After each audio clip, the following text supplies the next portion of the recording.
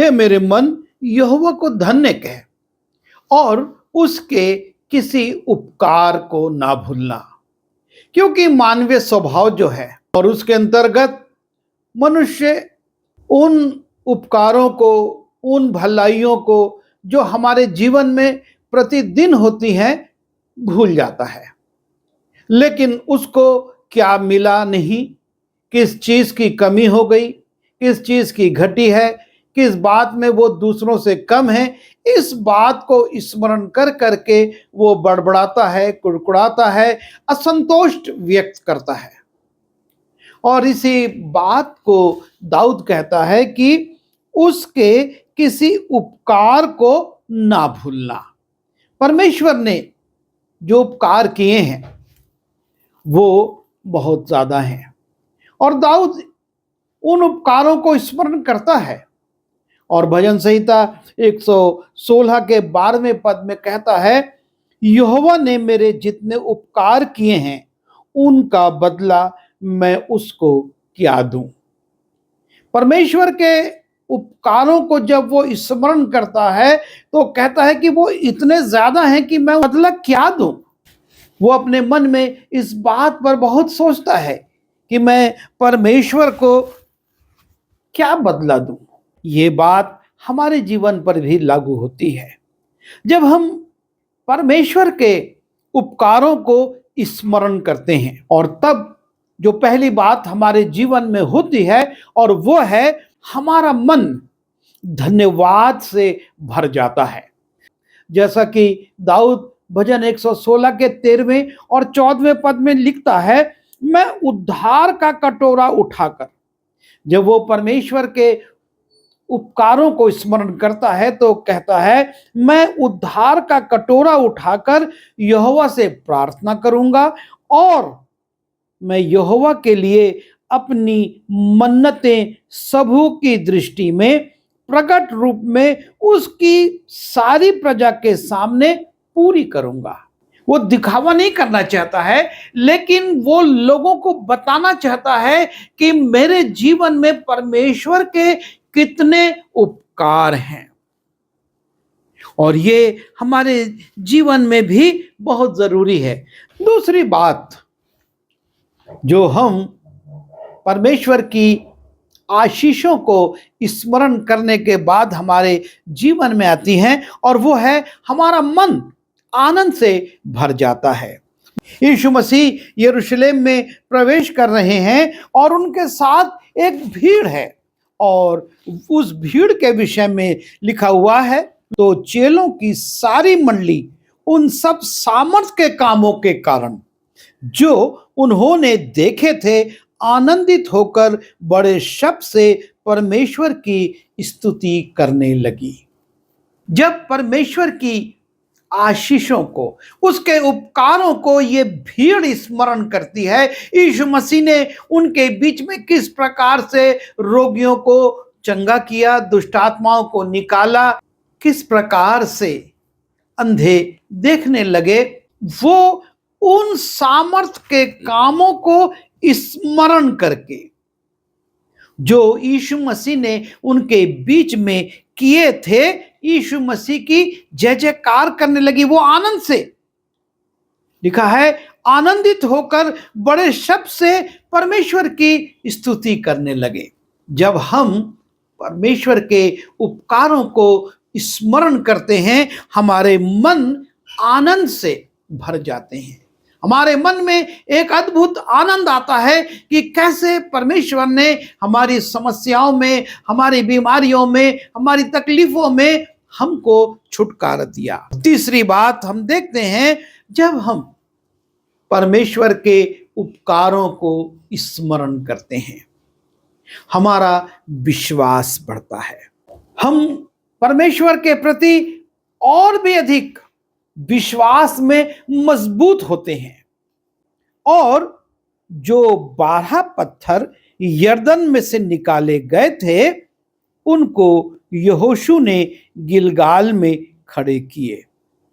तब उसने इस्राएलियों से कहा, आगे को जब तुम्हारे लड़के बाले अपने अपने पिता से ये पूछें कि इन पत्थरों का क्या मतलब है, तब तुम ये कहकर उनको बताना कि इस्राएली यरदन के पार स्थल ही स्थल चले आए थे। परमेश्वर का एक बहुत बड़ा उपकार वहां पर हुआ था कि यरदन नदी, जो कि बहुत चौड़ी और गहरी नदी थी, वो इस्राएलियों के सामने सूख गई और वो पैदल पैदल उसमें से निकलकर कनान देश में पहुंच गए।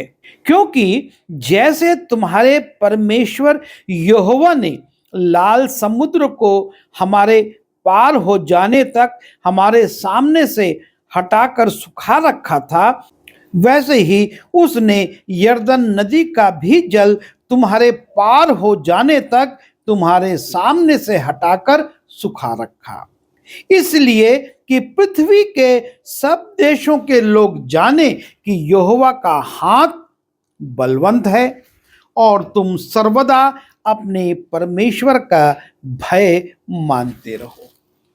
तुम्हारा विश्वास बढ़े, परमेश्वर के प्रति तुम्हारा जो भय है वो बढ़ना चाहिए, और इसलिए तुम परमेश्वर के उन उपकारों को स्मरण रखो। और उनको स्मरण कर रखने के लिए यहोशू एक चिन्ह भी ठहरा देता है।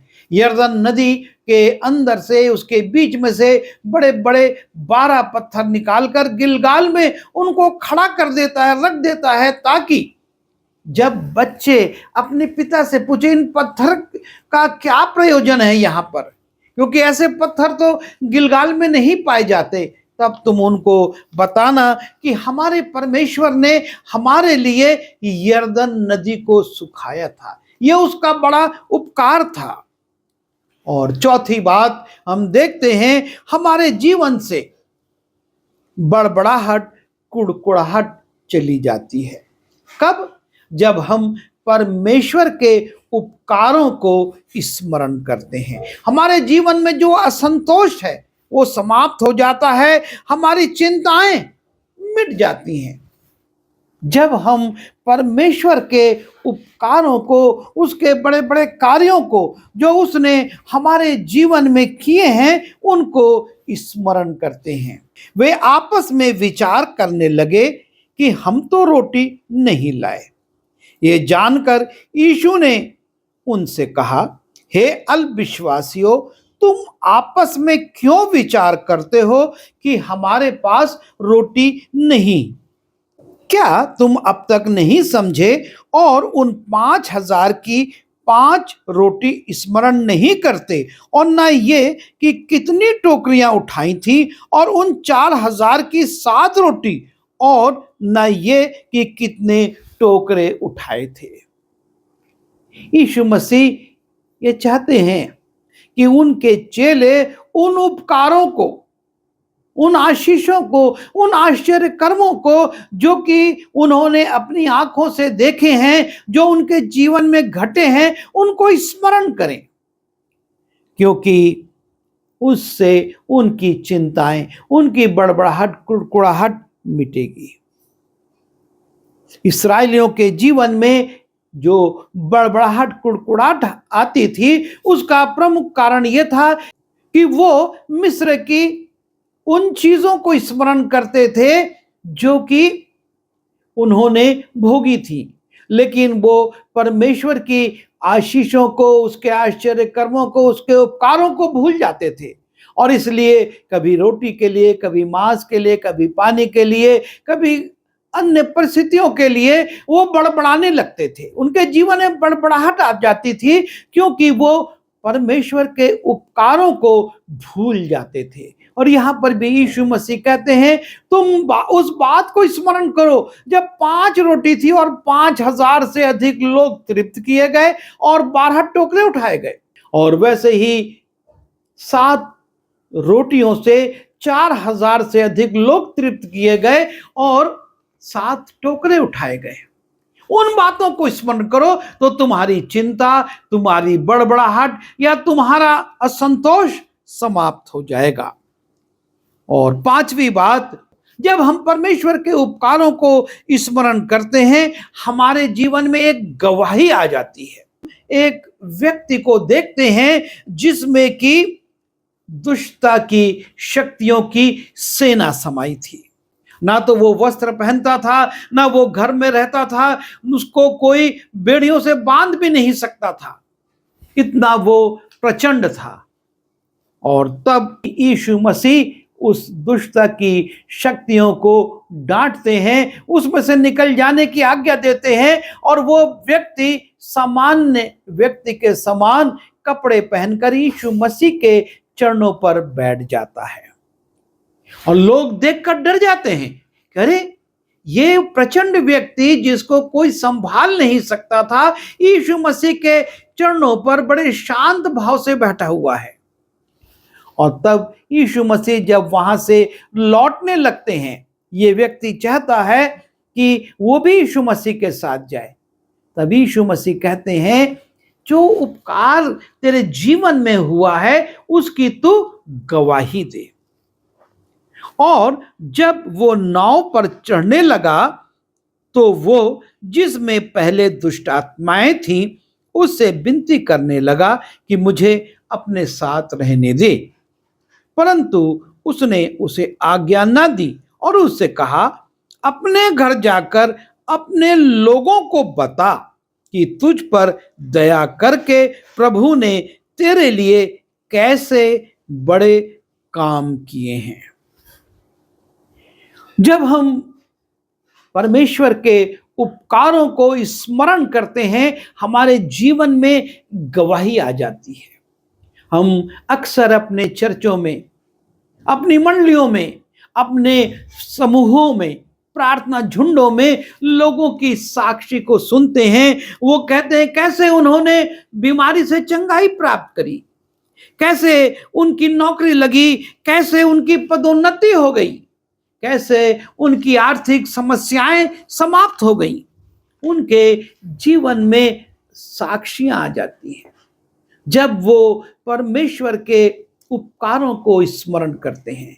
वो कहने लगते हैं किस अद्भुत रीति से मेरे जीवन की ये सारी बातें समाप्त हो गई। और छठवीं बात, हम जब परमेश्वर के उपकारों को स्मरण करते हैं, हमारे अंदर परमेश्वर का भय और बढ़ता है, उसके प्रति आज्ञाकारिता बढ़ती है कि हम परमेश्वर के भय में बढ़ें, उसके प्रति आज्ञाकारी हों। मूसा इस बात को लिखता है, और ये आज्ञाएं जो मैं आज तुझको सुनाता हूं वे तेरे मन में बनी रहें, और तू इन्हें अपने बाल बच्चों को समझाकर सिखाया करना, और घर में बैठे, मार्ग में चलते, लेटते उठते इनकी चर्चा किया करना, और इन्हें अपने हाथ पर चिन्हानी करके बांधना, और ये तेरी आंखों के बीच टीके का काम दे, और इन्हें अपने घर की चौखट की बाजियों और अपने फाटकों पर लिखना। और जब तेरा परमेश्वर यहोवा तुझे उस देश में पहुंचाए जिसके विषय में उसने इब्राहिम, इसहाक और याकूब तेरे पूर्वजों से शपथ खाई थी, और जब वो तुझको बड़े बड़े और अच्छे नगर जो तूने नहीं बनाए, और अच्छे अच्छे पदार्थों से भरे हुए घर जो तूने नहीं भरे, और खुदे हुए कुएं जो तूने नहीं खोदे, दाख की बारियां और जलपाई के वृक्ष जो तूने नहीं लगाए, ये सब वस्तुएं जब वो दे और तू खा के तृप्त हो, तब सावधान रहना, कहीं ऐसा ना हो कि तू यहोवा को भूल जाए।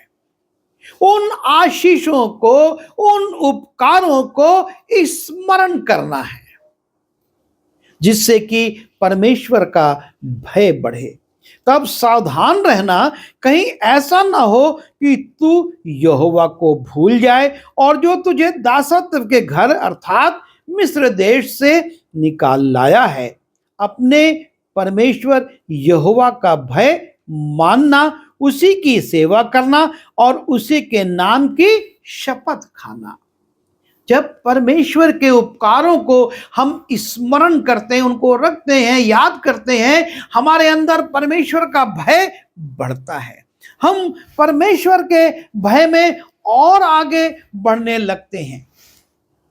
और जब हम परमेश्वर के आशीषों को भूल जाते हैं, उसके उपकारों को भूल जाते हैं, तो हम देखते हैं न्यायों उसके 2 अध्याय के 10वें पद में लिखा हुआ है, और उस पीढ़ी के सब लोग भी अपने अपने पितरों में मिल गए।